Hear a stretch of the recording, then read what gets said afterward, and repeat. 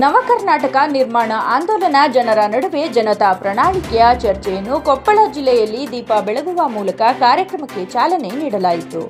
ಇದೇ ಸಂದರ್ಭದಲ್ಲಿ Republican party of India ರಾಷ್ಟ್ರೀಯ ಅಧ್ಯಕ್ಷರು ಹಾಗೂ ದಲಿತ ಸಂಘರ್ಷ ಸಮಿತಿ ರಾಜ್ಯಾಧ್ಯಕ್ಷರಾದ ದಾದಾ ಸಾಹೇಬ್ ಡಾಕ್ಟರ್ ಎನ್ ಮೂರ್ತಿರವರು ಹಾಗೂ ರೈತ ಸಂಘದ ಅಧ್ಯಕ್ಷರಾದ ಕೋಡಿಹಳ್ಳಿ ಚಂದ್ರಶೇಖರ್ ಅವರು, ಎಐಬಿಎಸ್ಪಿ ಅಧ್ಯಕ್ಷರಾದ ಗೋಪಿನಾಥ್ ರವರು, ದಾಸಂಸ ಕೊಪ್ಪಳ ಜಿಲ್ಲಾಧ್ಯಕ್ಷರಾದ ಮರಿಸ್ವಾಮಿರವರು, ಗುಲ್ಬರ್ಗ ವಿಭಾಗೀಯ ಅಧ್ಯಕ್ಷರಾದ ಬಸವರಾಜು ಸಾಸಲೂರವರು, ಆರ್ಪಿಐ ಬೈಲಹೊನ್ನಯ್ಯರವರು, ದಾಸಂಸ ರಾಜ್ಯ ಸಂಚಾಲಕರಾದ ಹನುಮಂತಪ್ಪ ದೊಡ್ಮನಿರವರು, ರಾಜ್ಯ ಸಂಚಾಲಕ ಭೀಮವಾದ ನಾಗಪ್ಪ ಆನಗಲ್ರವರು, ಆರ್ಪಿಐ ಕರ್ನಾಟಕ ಜಿಲ್ಲಾಧ್ಯಕ್ಷರಾದ ಶಿವಾನಂದ್ ಹೊಸಮನಿರವರು, ಎಐಬಿಎಸ್ಪಿ ಜಿಲ್ಲಾಧ್ಯಕ್ಷರಾದ ಮೈಲಾರಪ್ಪರವರು ಉಪಸ್ಥಿತರಿದ್ದರು.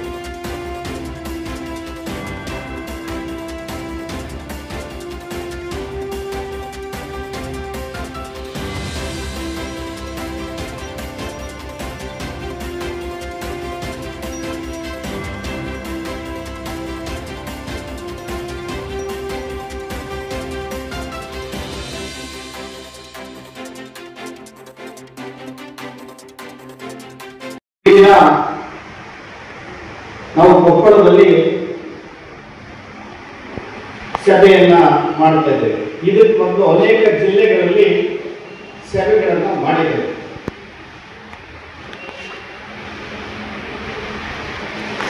ರಾಜ್ಯದಲ್ಲಿ ಒಂದು ಹೊಸ ಒಂದು ನವ ಕರ್ನಾಟಕವನ್ನು ನಿರ್ಮಾಣ ಮಾಡಬೇಕು ಅಂತ ಹೇಳಿ ರೈತ ಸಂಘಟನೆ, ಎಐಬಿಎಸ್ಪಿ, ಡಿಎಸ್ಎಸ್, ಆರ್ಪಿಐ ಮತ್ತು ಆರ್ಪಿಐ ಕನ್ನಡ ಸಂಘಟನೆಗಳು, ಅನೇಕ ಸಂಘಟನೆಗಳೆಲ್ಲ ಸೇರಿ ಅನೇಕ ಸಭೆಗಳನ್ನು ಮಾಡಿ ತೀರ್ಮಾನವನ್ನು ಮಾಡಿದೆ. ಇದಕ್ಕೆ ಮತ್ತು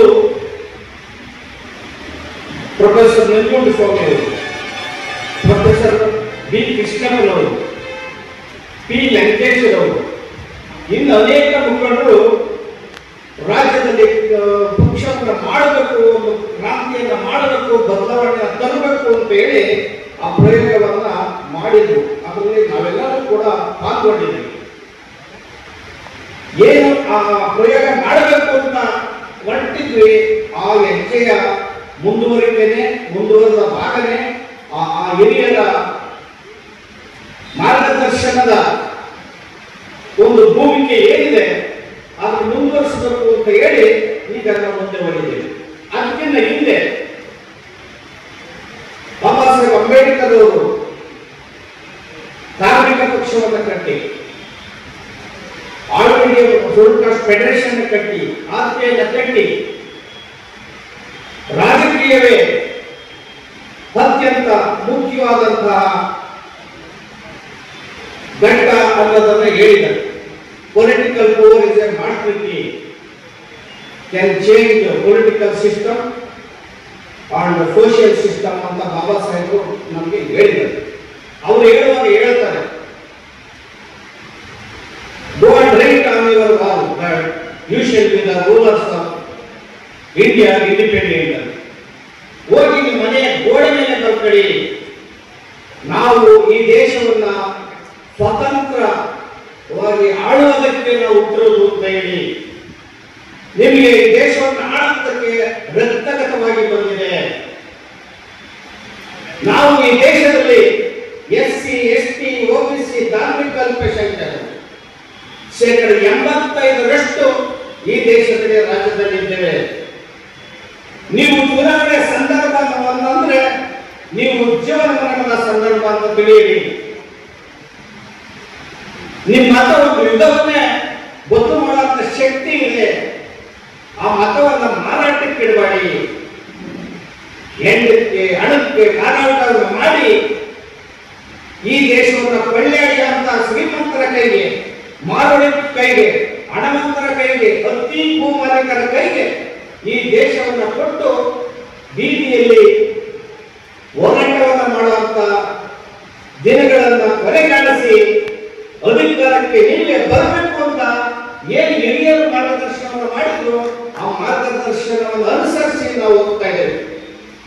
ಈಗ 2028ಕ್ಕೆ ಮಹಾ ಚುನಾವಣೆ ಬರ್ತದೆ.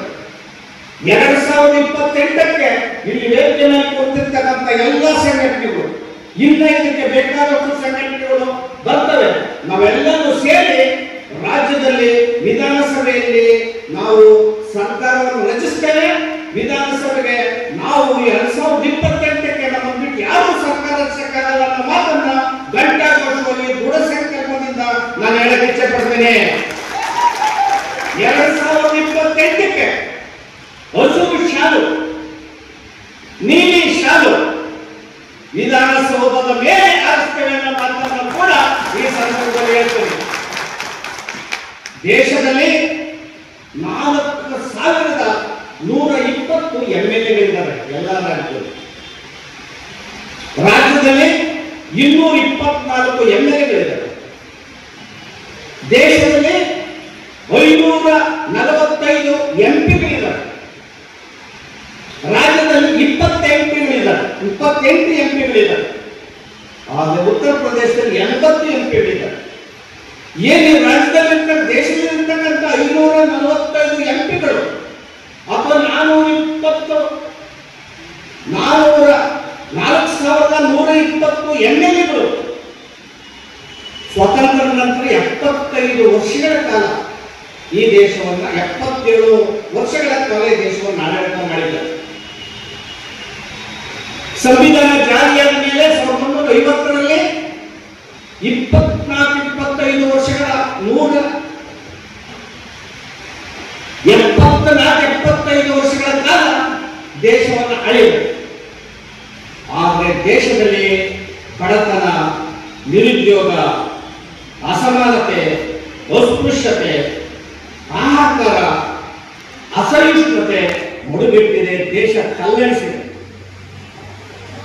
ಪ್ರಜಾಪ್ರಭುತ್ವ ಅಂದ್ರೆ ಬರೀ ಸರ್ಕಾರ ರಚಿಸೋದು ಅಷ್ಟೇ ಅಲ್ಲ, ದೇಶದಲ್ಲಿ ರಕ್ತರಹಿತ ಕ್ರಾಂತಿಯನ್ನು ಮಾಡುವಂಥದ್ದು, ದೇಶದಲ್ಲಿ ಬದಲಾವಣೆ ತರುವಂಥದ್ದು, ದೇಶದಲ್ಲಿ ಪರಿವರ್ತನೆ ತರುವಂಥದ್ದು, ಜನರ ಬದುಕನ್ನ ಕಟ್ಟುವಂಥದ್ದು, ಜನರ ಬದುಕನ್ನ ಬದಲಾವಣೆ ಮಾಡಿ ಆರ್ಥಿಕವಾಗಿ ಮೇಲೆ ತರುವಂಥದ್ದು, ಶೈಕ್ಷಣಿಕವಾಗಿ ಮೇಲೆ ತರುವಂಥದ್ದು, ಜಾಗೃತಿ ಮೂಡುವಂಥದ್ದು. ಆದರೆ 12 ಕೋಟಿ ಮಕ್ಕಳು ಬೀದಿ ಬದಿಯಲ್ಲಿ, ಒಪ್ಪತ್ತಿಗೆ ಊಟ ಇಲ್ಲದೆ ಬೀದಿ ಬದಿಯಲ್ಲಿ ಬಿದ್ದಿದ್ದಾರೆ.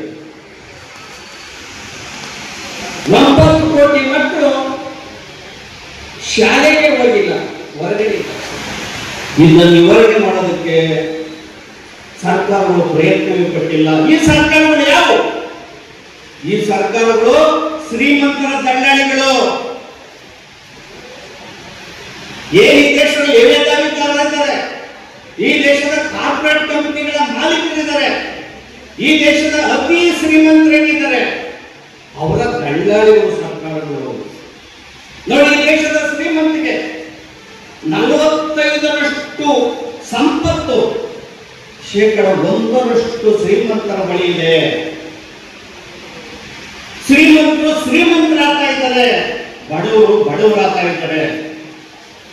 ಆದ್ದರಿಂದ ಮತದಾರರಿಗೆ ಎಚ್ಚರಿಕೆಯಿಂದ ಹೋದ್ರೆ ಈ ದೇಶದಲ್ಲಿ ಬಡತನ ನಿರ್ಮೂಲನೆ ಆಗದೇ ಇಲ್ಲ. ಆದ್ದರಿಂದ ಆಡಳಿತದಲ್ಲಿ ಯುವಕರು ಪಾಲ್ಗೊಳ್ಳಬೇಕು, ರೈತರು ಪಾಲ್ಗೊಳ್ಳಬೇಕು, ಮಹಿಳೆಯರು ಪಾಲ್ಗೊಳ್ಳಬೇಕು, ಯುವಕರು ಪಾಲ್ಗೊಳ್ಳಬೇಕು. ಇದನ್ನೆಲ್ಲ ಯೋಚನೆ ಮಾಡಿನೇ ಬಾಬಾ ಸಾಹೇಬ್ ಅಂಬೇಡ್ಕರ್ ಒಂದು ಮಾತನ್ನ ನೋವಿಂದ ಹೇಳ್ತಾರೆ. ನಾನು ನನ್ನ ಜನ ತಿಂದು ಖುಷಿ ಪಡಲಿ ಅಂತ ಹೇಳಿ ಲಂಡನ್ನಿಂದ ಒಂದು ರಸಭರಿತವಾದಂತಹ ಹಣ್ಣನ್ನ ತಂದೆ. ಆ ಹಣ್ಣನ್ನ ಗಾಂಧೀಜಿಯವರು ನನ್ನ ಕೈಯಿಂದ ಕಸಿದುಕೊಂಡು ಹಣ್ಣನ್ನ, ಈ ರಸವನ್ನ ಹಿಂಡಿ ಆ ರಸವನ್ನ ತನ್ನ ಜನರ ಕೈಗೆ ಕೊಟ್ಟರು.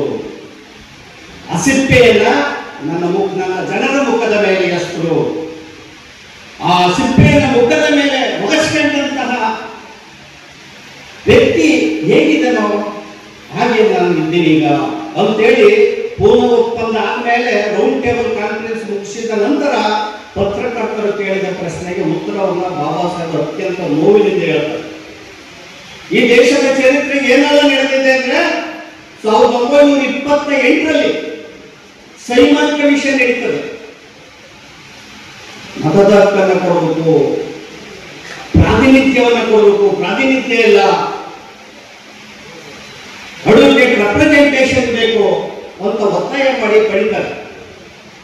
ಆ ಒತ್ತಾಯ ಮಾಡಿದಂತಹ ಏನು ಪ್ರಾತಿನಿಧ್ಯ ಇದೆಯಲ್ಲ, ರಿಸರ್ವೇಶನ್, ಆ ರಿಸರ್ವೇಶನ್ SC ST ಕೊಟ್ಟಂತ ರಿಸರ್ವೇಶನ್ 1935 ಇಂಡಿಯಾ ಕಾಯ್ದೆ ಆಗ್ತದೆ. ಆ ಇಂಡಿಯಾ ಕಾಯ್ದೆನ ಕಾಂಗ್ರೆಸ್ಸಿನ ಮುಖಂಡರು ಸರ್ದಾರ್ ವಲ್ಲಭಾಯ್ ಪಟೇಲ್ ಅವರ ನೇತೃತ್ವದಲ್ಲಿ ರದ್ದು ಮಾಡಿಬಿಡ್ತಾರೆ. ಮೀಸಲಾತಿ ರದ್ದು ಮಾಡುವ ಮೂಲಕ ಕಾನ್ಸ್ಟಿಟ್ಯೂಂಟ್ ಅಸೆಂಬ್ಲಿನಲ್ಲಿ ಬೆಂಚ್ ಅನ್ನ ಎಲ್ಲರೂ ಬಡಿದು ದಿಸ್ ಇಸ್ ರೆಡ್ ಡೇ, ಕೆಂಪು ದಿನ ಈ ದಿನ ಅಂತೇಳಿ ಸಂಭ್ರಮವನ್ನು ಆಚರಿಸ್ತಾರೆ. ಬಾಬಾ ಸಾಹೇಬ್ ಹೇಳ್ತಾರೆ ಅಲ್ಲೇನೆ, it is not a red day, it is a dead day ಅಂತೇಳಿ ಅದು ವಿರೋಧ ಮಾಡ್ತಾರೆ. ವಿರೋಧ ಮಾಡಿ ಸಂವಿಧಾನ ಜಾರಿಯಾದಂತ ಸಂದರ್ಭದಲ್ಲಿ ಪರಿಶಿಷ್ಟ ಜಾತಿಗಳು, ಹಿಂದುಳಿದವರು, ಅಲ್ಪಸಂಖ್ಯಾತರು, ಅಸಹಾಯಕರಿಗೆ ಮೂಲಭೂತ ಹಕ್ಕಾಗಿ ಮೀಸಲಾತಿಯನ್ನ ಕೊಡ್ತಾರೆ. ಮೀಸಲಾತಿ ಎಷ್ಟಿದೆ ಈಗ? 49.10 ಇದೆ. 40.9ಕ್ಕೆ ಸುಪ್ರೀಂ ಕೋರ್ಟ್ ಸೀಲಿಂಗ್ ಮಾಡಿದೆ. ಆ ಸೀಲಿಂಗ್ ಇದ್ರೂ ಕೂಡ ಕೇಂದ್ರ ಸರ್ಕಾರ ಉಲ್ಲಂಘನೆ ಮಾಡಿ, ಸಂವಿಧಾನದ ಮೂಲಭೂತನ ಉಲ್ಲಂಘನೆ ಮಾಡಿ, ಆ ಮೂಲಭೂತ ಹಕ್ಕನ್ನ ಬದಿಗೆ ಇಟ್ಟು ಸಂವಿಧಾನದ ವಿರುದ್ಧವಾಗಿ ಈ ದೇಶದಲ್ಲಿ 2,000 ವರ್ಷಗಳ ಮೀಸಲಾತಿ ಪಡೆದಂತ ಸಮಾಜಕ್ಕೆ 10% ಮೀಸಲಾತಿಯನ್ನು ಕೊಡ್ತಾರೆ.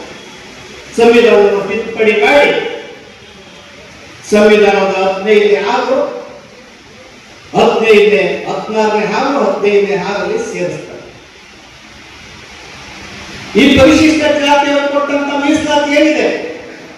ಶಿಕ್ಷಣದಲ್ಲಿ 15ನೇ 4, 16ನೇ 4, 16ನೇ 4ನೇ ಬಡ್ತಿ ಮೀಸಲಾತಿ, 4ನೇ ವೇಕೆನ್ಸಿಗಳ ಮೀಸಲಾತಿ. ಈ ಮೀಸಲಾತಿನೆಲ್ಲನೂ ಕೂಡ ಸುಪ್ರೀಂ ಕೋರ್ಟ್ ನಲ್ಲಿ ಅನೇಕ ವಿವಾದಗಳಾಗ್ತವೆ, ಹೈಕೋರ್ಟ್ ನಲ್ಲಿ ಅನೇಕ ವಿವಾದ ಆಗ್ತವೆ. ಇವತ್ತು ಮೀಸಲಾತಿ ಯಾರು ಸರಿಯಾಗಿ ಬರ್ತಿಲ್ಲ. ಪರಿಶಿಷ್ಟ ಜಾತಿಯವರ 2% ಮೀಸಲಾತಿ ಬರುತ್ತಿಲ್ಲ. ಮೀಸಲಾತಿ ಗಲಾಟೆ ಆಗ್ತಾ ಇದೆ, ಉದ್ಯೋಗಗಳು ಹೊರಟೋಗ್ತಾ ಇದೆ. ಹಿಂದುಳಿದವರಿಗೆ ಮಂಡಲ ಆಯೋಗದ ಪ್ರಕಾರ 22% ಮೀಸಲಾತಿ ಕೊಟ್ಟಿದ್ದಾರೆ. ಅವ್ರಿಗೆ ಬರ್ತಿರೋದು ಎಷ್ಟು ಗೊತ್ತಾ? OBCಗಳಿಗೆ 6%. ಇಲ್ಲಿ 21% ಮೀಸಲಾತಿ ದೊರಕೇ ಇಲ್ಲ. ಇದಕ್ಕೆ ಕಾರಣಗಳೇನಂದ್ರೆ 1995ರಲ್ಲಿ ಹೊಸ ಆರ್ಥಿಕ ನೀತಿ ತಂದಿದ್ದರಿಂದ ಎಲ್ಲ ಸರ್ಕಾರಿ ಸಂಸ್ಥೆಗಳು ಖಾಸಗೀಕರಣ ಆಗಿ ಶ್ರೀಮಂತರ ಕೈಗೆ ಹೊರಟೋದು. SC ST OBCಗಳ ಮೀಸಲಾತಿಯ ಟೈಟಾನಿಕ್ ಕಡಕು ಮುಳುಗೋಯಿತು. ಮೋದಿಜಿಯ ಒಬ್ಬರೇ 23 ಸರ್ಕಾರಿ ಸಂಸ್ಥೆಗಳನ್ನ ಟಾಟಾ, ಬಿರ್ಲಾ, ಅಂಬಾನಿಗೆ ಮಾರಾಟ ಮಾಡಿದ್ದಾರಂತ. ಕಾರ್ಪೊರೇಟ್ ಕಂಪನಿಗೆ ಹಡಗು ನಿಲ್ದಾಣವನ್ನು ಮಾರಾಟ ಮಾಡಿದ್ದಾರೆ, ವಿಮಾನ ನಿಲ್ದಾಣವನ್ನು ಮಾರಾಟ ಮಾಡಿದ್ದಾರೆ, ಹೈವೇಗಳನ್ನು ಮಾರಾಟ ಮಾಡಿದ್ದಾರೆ, ಬ್ಯಾಂಕ್ಗಳನ್ನು ಮಾರಾಟ ಮಾಡಿದ್ದಾರೆ. ಎಲ್ಲ ದುಡ್ಡಿಗೆ ಮಾರಾಟವನ್ನು ಮಾಡಿ ಈ ದೇಶದ ಮೇಲೆ 183 ಲಕ್ಷ ಕೋಟಿ ಸಾಲವನ್ನು ಮಾಡಿದ್ದಾರೆ. ಮೋದಿಜಿಯವರು 9 ವರ್ಷದಲ್ಲಿ ಒಬ್ಬರೇ 100 ಕೋಟಿ ಸಾಲವನ್ನ ಈ ದೇಶದ ಮೇಲೆ ಮಾಡಿದ್ದಾರೆ. ಕಾರ್ಪೊರೇಟ್ ಕಂಪನಿಗಳ 16 ಲಕ್ಷ ಕೋಟಿ ಹಣವನ್ನ ಬ್ಯಾಂಕ್, ವಿವಿಧ ರಾಷ್ಟ್ರೀಯ ಬ್ಯಾಂಕ್ ಪಡೆದಂತ ಸಾಲವನ್ನ ಮನ್ನಾ ಮಾಡಿಬಿಡ್ತಾರೆ. 9 ವರ್ಷದಲ್ಲಿ ಕಾರ್ಪೊರೇಟ್ ಕಂಪನಿಗಳು ರಾಷ್ಟ್ರೀಯ ಬ್ಯಾಂಕ್ಗಳಲ್ಲಿ ಹಣವನ್ನು ಪಡೆದು ದುಡ್ಡೇ ಕೆಟ್ಟಲ್ಲ ಅಂತವನ್ನ NPA ಮಾಡಿ ರೈಟ್ ಅಪ್ ಮಾಡಾಯಿತು. ಮನ್ನಾ ಮಾಡಲಿಲ್ಲ, ಬಡವರಿಗೆ ಯಾವುದೇ ನೆರವಾಗಲಿಲ್ಲ.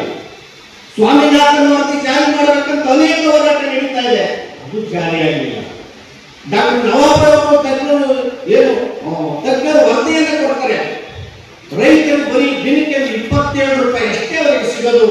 ರೈತರು ತುಂಬಾ ಕಷ್ಟವಿದ್ದಾರೆ. ರೈತರು ಪ್ರತಿಯೊಂದು ಕುಟುಂಬನೂ ಕೂಡ ಸಾಲದಲ್ಲಿದ್ದಾವೆ. ಅವ್ರು ಏನಾದರೂ ಮಾಡಬೇಕು ಅಂತ ಹೇಳಿದ್ರೆ ಇವರಿಗೆ ಮಾನ ಮರ್ಯಾದೆ ಇಲ್ಲ. ರೈತರಿಗೆ ಯಾವುದೇ ಜನಾತ್ಮಕ ಕಾರ್ಯಕ್ರಮಗಳು ಕೇಂದ್ರ ಸರ್ಕಾರದಲ್ಲೂ ಇಲ್ಲ, ರಾಜ್ಯ ಸರ್ಕಾರದಲ್ಲೂ ಇಲ್ಲ. ಸಿದ್ದರಾಮಯ್ಯನವರು ಈಗ ನಾಳೆ 7ನೇ ತಾರೀಕು ಅವರ 17ನೇ ಬಜೆಟ್ 3,75,000 ಕೋಟಿ ಬಜೆಟ್ ಅನ್ನು ಮಂಡನೆ ಮಾಡ್ತಾ ಇದ್ದಾರೆ.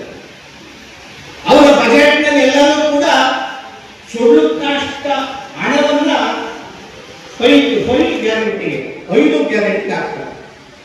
2023-24ರಲ್ಲಿ ಪರಿಶಿಷ್ಟ ಜಾತಿಯವರ ಅಭಿವೃದ್ಧಿ ಹಣ 26,000 ಕೋಟಿನ 5 ಗ್ಯಾರಂಟಿಗೆ ಆಗಿದೆ. ಈಗ ಮುಂದಿನ ಬಜೆಟ್ಗೆ ಪರಿಶಿಷ್ಟ ಜಾತಿಯವರ ಹಣವನ್ನು ಉಳಿಸಿ 17,000 ಕೋಟಿ ಹಣವನ್ನು ಉಳಿಸಿ ನೆಕ್ಸ್ಟ್ಗೆ ಬಜೆಟ್ಗೆ ಫಾರ್ವರ್ಡ್ ಮಾಡ್ತಾ ಇದ್ದಾರೆ. ಇದು ಸಿದ್ದರಾಮಯ್ಯನಂತಹ ನಾವು ಸಾಮಾಜಿಕ ನ್ಯಾಯದವರಿಕಾರ, ನಾವು ಅಹಿಂದ ನಾಯಕ ಅಂತ ಹೇಳ್ಕೊಂಡ ಸಿದ್ದರಾಮಯ್ಯ ಅಹಿಂದ ಸಮಾಜಕ್ಕೂ ಏನು ಮಾಡಲಿಲ್ಲ, ಪರಿಶಿಷ್ಟ ಜಾತಿಯವ್ರಿಗೆ ಏನು ಮಾಡಕ್ಕಾಗಲಿಲ್ಲ, ರೈತರು ಏನು ಮಾಡಕ್ಕಾಗಲಿಲ್ಲ. ಆದ್ರಿಂದ ಬಡತನ ನಿರುದ್ಯೋಗ ಮುಡುಕಟ್ಟಿದೆ. ಈ ಬಡತನ ನಿರುದ್ಯೋಗ ಮುಡುಕಟ್ಟಿರೋದ್ರಿಂದ ನಾವು ಕೈಕಟ್ಟಿ ಕೂತ್ಕೊಳ್ಳಕ್ಕೆ ಸಾಧ್ಯ ಇಲ್ಲ.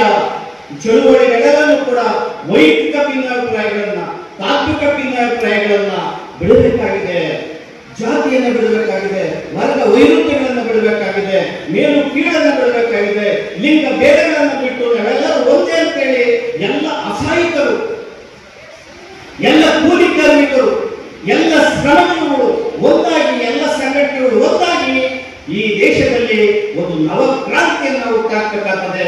ಆ ಮೂಲಕ ದೇಶದ ಆಡಳಿತವನ್ನ ನಾವು ಕೈಗೆ ತರಬೇಕಾಗ್ತದೆ. ನಾವು ದೇಶದ ಆಡಳಿತದಲ್ಲಿ ಭಾಗವಹಿಸ್ತಾ ಹೋದ್ರೆ ನಮ್ಮ ಸಮಸ್ಯೆಗಳಿಗೆ ಪರಿಹಾರನೇ ಇಲ್ಲ. ನೀವು ಅಂದ್ಕೋಬಹುದು ಏನು ರಾಜಕೀಯ ಪಕ್ಷ ಅಂದ್ರೆ ಮುಖ್ಯನ 50 ಕೋಟಿ 100 ಕೋಟಿ ಖರ್ಚು ಮಾಡ್ತಾರೆ ಅಂತ. ಈಗಾಗಲೇ ಕಾಂಚೀರಾಮ್ಜಿಯವರು 4 ಸಾರಿ ಉತ್ತರ ಪ್ರದೇಶದಲ್ಲಿ ಸರ್ಕಾರವನ್ನು ರಚಿಸಿ ತೋರಿಸಿದ್ದಾರೆ. ಬಾಬಾ ಸಾಹೇಬ್ ಅಂಬೇಡ್ಕರ್ ಅವರು ಸರ್ಕಾರ ರಚಿಸಿ ತೋರಿಸಿದ್ದಾರೆ.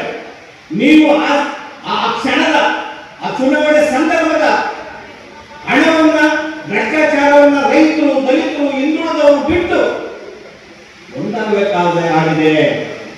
ಈ ಒಂದು ನಾವು ಹುಟ್ಟಾಕಿರುವಂತಹ ನವ ಕರ್ನಾಟಕಕ್ಕೆ ನೀವು ಬೆಂಬಲ ಕೊಡಬೇಕಾಗಿದೆ.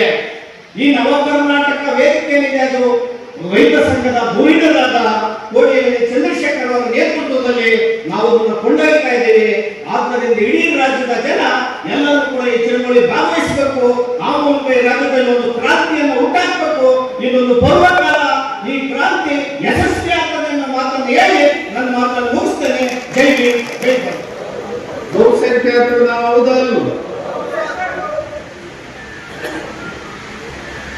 ಇಲ್ಲಿ ಸೋಲ್ತಾ ಇರೋದು ಯಾಕೆ ಅಂತೇಳಿ ನಾವೆಲ್ಲ ಬೆಂಗಳೂರಿನಲ್ಲಿ ಬಹಳ ದಿನಗಳಿಂದ ಕುಂತು ಚರ್ಚೆ ಮಾಡಿ ಒಂದು ತೀರ್ಮಾನಕ್ಕೆ ಬರ್ತದೆ. ರಾಜಕೀಯ ಪಕ್ಷಗಳು ಏನಾಗಿದ್ದಾವೆ ಅಂದ್ರೆ ಅದು ರಿಸರ್ವೇಶನ್ ಕಾನ್ಸ್ಟಿಟ್ಯೂನ್ಸಿ ಆಗಿರ್ಲಿ, ಅದು ಜನರಲ್ ಕಾನ್ಸ್ಟಿಟ್ಯೂನ್ಸಿ ಆಗಿರ್ಲಿ. ಈಗ ಒಂದು ಪಕ್ಷ ಕಾಂಗ್ರೆಸ್ ಪಕ್ಷ, ಟಿ.ಕೆ. ಶಿವಕುಮಾರ್ ಅನೇಕ ಜನ ನನಗೆ ಟಿಕೆಟ್ ಕೊಡಿ, ನನಗೆ ಟಿಕೆಟ್ ಕೊಡಿ ಅಂತ ಹೇಳಿ ಮುಗಿಯಲಿರ್ತಾರೆ. ಕಾಂಗ್ರೆಸ್ ಪಕ್ಷ ಯಾರಿಗೆ ಟಿಕೆಟ್ ಅನ್ನ ಕೊಡ್ತಾರೆ? ಪಾರ್ಟಿ ಫಂಡ್ ಕೊಡುವುದಿಲ್ಲ, 10 ಕೋಟಿ ಪಾರ್ಟಿ ಫಂಡ್ ಕೊಡ್ಬೇಕು. ಆಗುತ್ತಾ ಇಲ್ವೋ? ಅವನಿದಾನಲ್ಲ ಸಿದ್ದರಾಮಯ್ಯ, ಅವನು 15 ಕೋಟಿ ಕೊಡ್ತೀನಿ ಅಂತ ಓಡಾಡ್ತಾನೆ. ಆಚೆ ಕಡೆ ಬಗ್ಗೆ ನೋಡೋರು, ಆಚೆ ಕಡೆ ನೋಡೋರು ನಿಧಾನ ಇಲ್ವೋ? ನಿಧಾನ ಸರ್, ಅವನು 15 ಕೊಡ್ತಾನೆ. ನೀನು ಕೊಡ್ತೀಯ ಇಲ್ಲೋ? ನೀನು ಒಂಚೂರು ಒಳ್ಳೆ ಹೆಸರು ಐತೆ, ನೀನು ಗೆಲ್ಬಹುದು, ಅದಕ್ಕೆ ನಿನಗೆ ಕೊಡ್ತೀವಿ ಪಾರ್ಟಿ ಫಂಡ್. ಅದು ಸರಿ, ಚುನಾವಣೆಗೆ ಖರ್ಚು ಮಾಡೋಕ್ಕೆ ನಿನ್ನ ಹತ್ರ ದುಡ್ಡಿದೆಯಾ? ಎಷ್ಟು ಖರ್ಚು ಮಾಡ್ತೀಯ? ಒಂದು 25-30 ಖರ್ಚು ಮಾಡ್ತೀವಿ. ನಮಗೆ ಅದೆಲ್ಲ ಗೊತ್ತಿಲ್ಲ. ನೀನು ಸರಿಯಾಗಿ ಖರ್ಚು ಮಾಡಬೇಕು, ಗೆದ್ದು ಬರಬೇಕು. ಇದು ಯಡಿಯೂರಪ್ಪನ ಮಗನು ಅದನ್ನೇ ಮಾಡೋದು, ದೇವೇಗೌಡರು ಮಕ್ಕಳು ಮಾಡೋದು ಅದನ್ನು. ಯಾವನು ದುಡ್ಡಿದೆಯೋ ಅವನ್ನ ಹುಡುಕಿ ಚುನಾವಣೆಗೆ ಕರ್ಕೊಂಡ್ಬರೋ ಕೆಲಸ ನಡೀತಾ ಇದೆ. ಇಲ್ಲಿ ಸಾಮಾನ್ಯ ಜನ ಹೆಂಗ್ ಮಾಡೋದು? ಹಿಂದೆ ರಾಮಮನೋಹರ್ ಲೋಹಿಯಾ ಅಂತ ಹೇಳಿ ವಿರೋಧ ಪಕ್ಷದ ನಾಯಕರಿದ್ರು, ನೆಹರು ಪ್ರಧಾನಮಂತ್ರಿ ಇದ್ದಾರೆ. ಅವರು ಉತ್ತರ ಪ್ರದೇಶದಲ್ಲಿ ಯಾವುದೋ ಒಂದು ಕಾರ್ಯಕ್ರಮಕ್ಕೆ ಹೋಗ್ತಾ ಇರುವಾಗ ಬೇಸಿಗೆ ಕಾಲ, 45 ಡಿಗ್ರಿ ಉಷ್ಣಾಂಶ ಅಂದ್ರೆ ಬಿಸಿಲಿನ ತಾಪ ಇರುತ್ತೆ. ಒಬ್ರು ಹೆಣ್ಣು ಮಗಳು ತಲೆ ಮೇಲೆ ಮುಸುಕು ಹಾಕೊಂಡು ಜಲ್ಲಿ ಹೊಡಿತಾ ಕುಂತಿರ್ತಾಳೆ, ಜಲ್ಲಿ ರಾಶಿ ಯಾಕೆ. ಇವರು ಲೋಹಿಯಾ ಅವರು ನೋಡ್ತಾರೆ, ಏನಿದು ವಿಚಿತ್ರ, ಈ ಪಾಟಿ ಬಿಸಿಲಲ್ಲಿ ಈ ಹೆಣ್ಣು ಮಗಳು ಜಲ್ಲಿ ಗುಡ್ಡೆ ಹಾಕೊಂಡು ಕುಟ್ಟ ಕುಂತಿದ್ದಾಳಲ್ಲ, ಏನಪ್ಪ ಕತೆ ಅಂತ ಹೇಳಿ ಅವ್ರು ಡ್ರೈವರ್ಗೆ ಹೇಳ್ತಾರೆ, ಒಂದು ಸ್ವಲ್ಪ ಗಾಡಿ ನಿಲ್ಸ, ಆಕೆ ಮಾತಾಡ್ಸೋಣ ಅಂತ ಹೇಳಿ ತನ್ನ ಕಾರ್ನಲ್ಲಿ ಇದ್ದಂತ ಒಂದು ನೀರನ್ನ ತಗೊಂಡೋಗಿ ಆಕೆಗೆ ಕೊಡ್ತಾರೆ. ಏನಮ್ಮ ನಿನ್ನ ಹೆಸರೇನು, ಎಷ್ಟು ವರ್ಷದಿಂದ ಈ ಕೆಲಸ ಮಾಡ್ತಾ ಇದೀಯಾ, ಎಷ್ಟು ಮಕ್ಕಳಿದ್ದಾರೆ ಅಂತ ಮಾತಾಡಿಸ್ಬಿಟ್ಟು ನಿನ್ನ ಕೆಲಸದ ನಿಷ್ಠೆನ ನೋಡಿದೆ ನಾನು. ಎಲ್ಲಾ ಜನ ನೆರಳಲ್ಲಿರುವಾಗ ಈ ದೇಶ ಕಟ್ಟುವಂತ ಕೆಲಸವನ್ನ ಈ ಉರಿ ಬಿಸಿಲಲ್ಲಿ ನೀನು ಮಾಡ್ತಾ ಇದೆಯಲ್ಲ, ನಮಗೆ ತುಂಬಾ ಸಂತೋಷ ಆಯಿತು. ನಾವೊಂದು ತೀರ್ಮಾನಕ್ಕೆ ಬಂದಿದ್ದೀನಿ, ನೀನು ಒಪ್ತೀಯ? ಏನು ತೀರ್ಮಾನ? ನೀನು ಈ ದೇಶದ ಪಾರ್ಲಿಮೆಂಟಿಗೆ ನೀನು ಈ ಸಾರಿ ಚುನಾವಣೆಯಲ್ಲಿ ನೀನು ಗೆದ್ದು ಬರಬೇಕು, ನಿನ್ನನ್ನ ನಾವು ತೀರ್ಮಾನ ಮಾಡ್ತಾ ಇದ್ದೀನಿ, ನೀನು ಬರ್ಬೇಕಮ್ಮ ಅಂತ ಹೇಳಿ ಕರೀತಾರೆ. ಆಕೆಗೆ ತುಂಬಾ ಮುಜುಗರ ಆಗುತ್ತೆ. ಈ ಪಾರ್ಲಿಮೆಂಟ್ ಅಂದ್ರೂ ಗೊತ್ತಿಲ್ಲ ಆಕೆಗೆ, ಈ ಚುನಾವಣೆ ನಿಲ್ಲೋದು ಇದು ಇತ್ಯಾದಿ ಪ್ರಕ್ರಿಯೆಗಳು ಏನು ಗೊತ್ತಿಲ್ಲ. ಆಶ್ಚರ್ಯ ಆಗುತ್ತೆ. ಆದರೆ ಚುನಾವಣೆ ಬರ್ತದೆ, ಆಕೆಗೆ ಡಿ-ಫಾರ್ಮ್ ಕೊಟ್ಟು ಚುನಾವಣೆಗೆ ಕರ್ಕೊಂಡ್ಬಂದು ನಿಲ್ಲಿಸಿ ಆಕೆಯನ್ನ ಗೆಲ್ಲಿಸಿ ಪಾರ್ಲಿಮೆಂಟ್ಗೆ ಕರ್ಕೊಂಡು.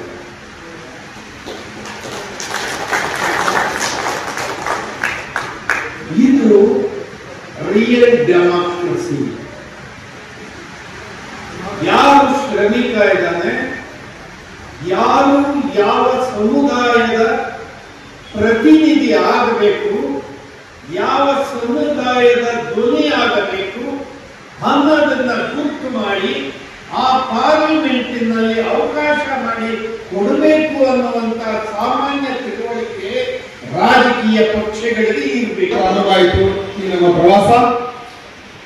ಜನವರಿ 20ನೇ ತಾರೀಕು ಕರ್ನಾಟಕದಲ್ಲಿ ಒಂದು ಹೊಸ ರಾಜಕೀಯ ಚಿತ್ರೆಯನ್ನು ಆರಂಭಿಸಬೇಕು.